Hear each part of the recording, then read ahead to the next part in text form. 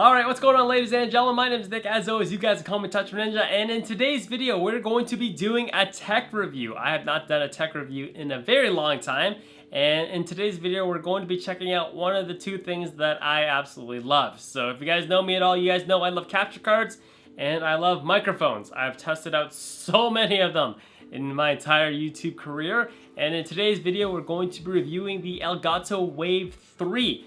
And just for some FTC regulation stuff, I have to let you guys know that I did not purchase this Elgato Wave 3. It was sent to me by our friends over at Elgato.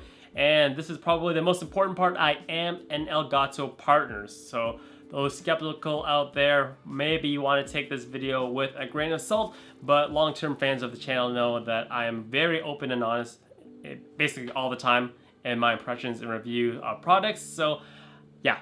It's just what it is. You just have to take my word for it. So yeah, hopefully you guys enjoyed the rest of the video. So I started my YouTube channel almost a decade ago with the Blue Snowball. I moved into the Blue Yeti. I moved into the Blue Yeti Pro. I moved into the Blue Spark. Then I moved in, as you can see, there's like a little bit of blue connection. And then I moved into the Blue Baby bottle. And then I've also experimented of using this microphone right here. This is a Rode microphone. This is, I think it's called the Rode NH1. It's a complete kit with the shock mount as well as the pop filter built in.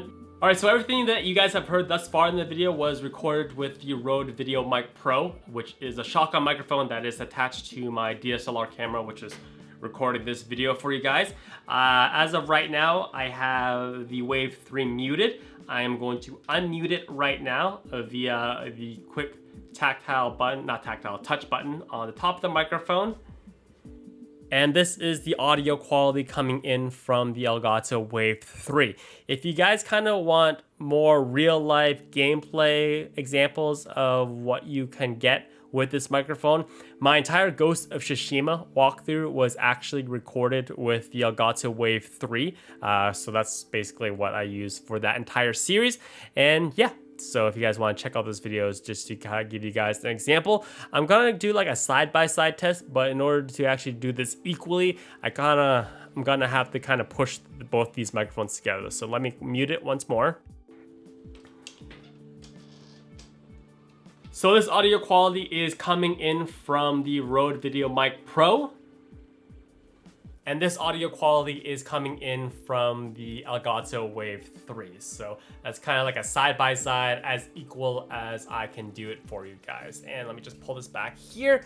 I'm actually gonna record the rest of this video using the Elgato Wave 3, just so you guys can kind of get a long-term example of what everything sounds like. All right, so let's get into the review now. So like I said, I've been using this microphone for a couple months now, so I really think that I have a firm grasp of what I like and what I don't like about this microphone, and I'm gonna give you guys an honest review of it. So this microphone comes in two different models. There's the Wave 1 and the Wave 3.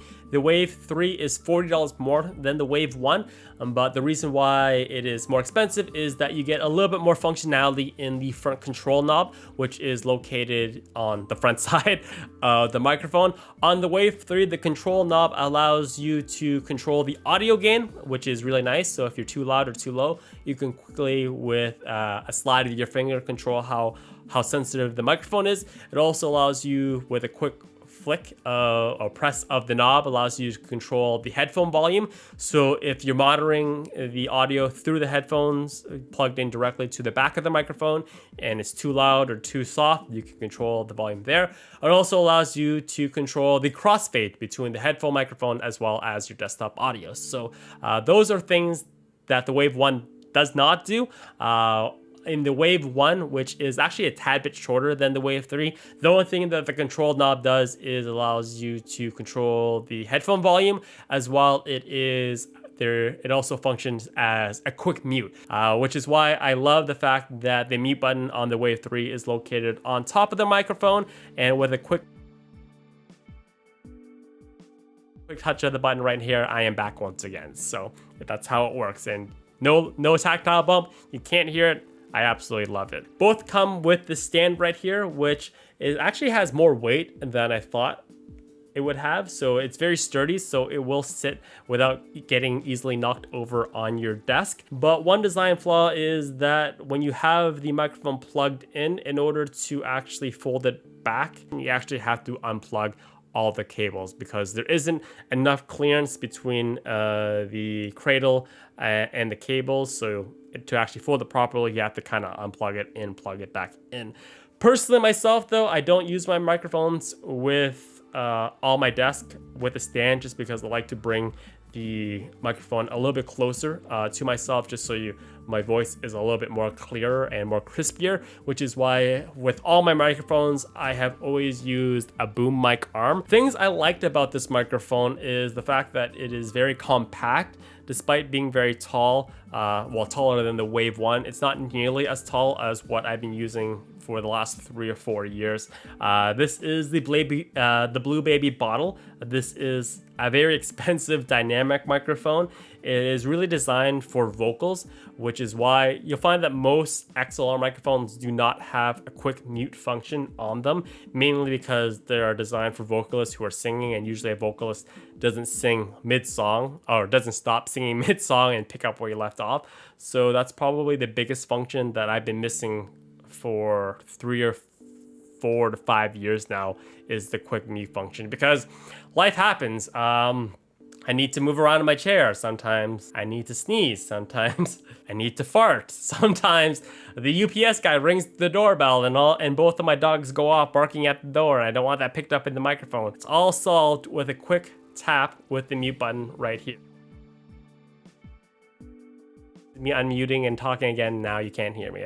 I love it. The compact nature of the Wave 3 is something that I've really enjoyed. It's fairly small. It doesn't obstruct my screen at all whatsoever, and it sounds great. The vocals are bright, which is something that's very suited for video game YouTubers, whereas a dynamic microphone is really designed for like true to life vocals. I sound a lot brighter with the Wave 3, which is something that I do appreciate.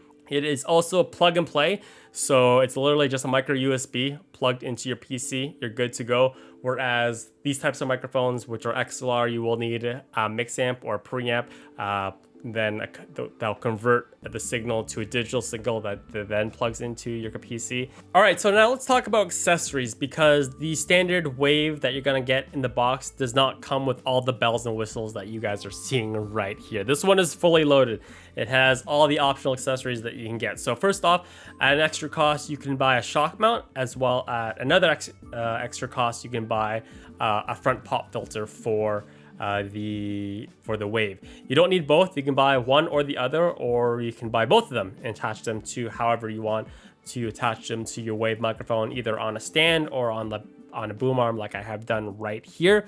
The Wave 1 and 2 do have an internal pop filter built into them, and there's arguments of how useful a shock mount actually is.